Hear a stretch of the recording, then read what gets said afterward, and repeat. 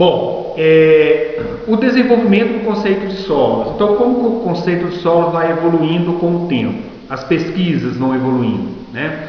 Então, a ciência do solo se desenvolve a partir de atividades de químicos, físicos, geólogos, geógrafos, biólogos e agrônomos. Então, todos esses profissionais atuaram para que esse conceito de solo evoluísse, né? A agronomia, dentre essas ciências ou áreas do conhecimento, ela vai dar ênfase ao desenvolvimento agrícola, ou solo enquanto recurso natural que produz alimentos, ou para os seres humanos, ou para animais, né? E agora nós vamos falar de cada um desses tópicos aí, que é o solo como meio para o crescimento e desenvolvimento de plantas, o solo como regolito, como corpo natural organizado e como sistema. O solo como meio para o crescimento e desenvolvimento de plantas, nós temos aí um conceito importante, ou uma área importante da ciência do solo, que é a edafologia, né?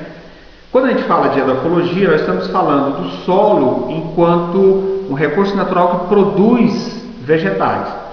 Quem estuda o solo nessa perspectiva edáfica, né, eles estão preocupados com o solo enquanto produção de alimentos, com interesse econômico, tá?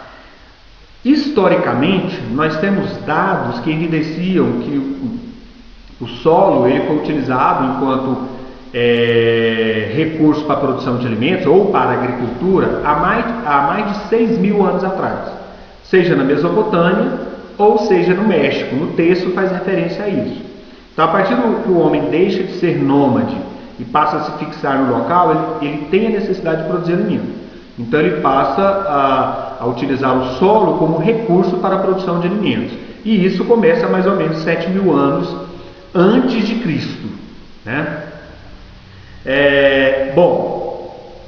No século XVIII nós vamos ter um avanço significativo no conhecimento do solo.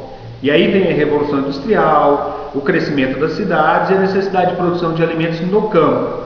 E aí a química vai ajudar muito nisso, que é a partir dos fertilizantes, fungicidas, agrotóxicos diversos que passam a ser desenvolvidos para controle de pragas e para correção dos solos, né? Nesse contexto também começam a surgir as medidas conservacionistas. Por quê? Porque a partir do momento que você começa a arar o solo e utilizá-lo na produção agrícola, começa o processo de degradação, e dentre eles a erosão.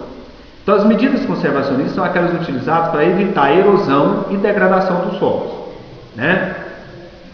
E aí, a partir desse momento, o solo passa a ser visto como uma camada superficial do terreno, com alguns centímetros de espessura, importante para o crescimento de plantas. Começa a entender que o solo tem camadas diferentes, com características físicas, químicas e físicas diferentes. O solo como regolito, a gente já falou desse conceito. Nós vamos entender o solo como regolito somente como uma estrutura de material inconsolidado sobre a rocha.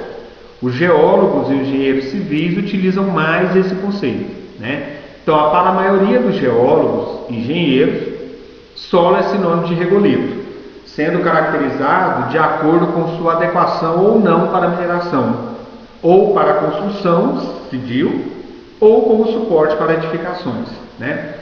E aí o regolito é todo material inconsolidado de origem rochosa que está, né, sobre uma rocha matriz ou uma rocha mãe ali.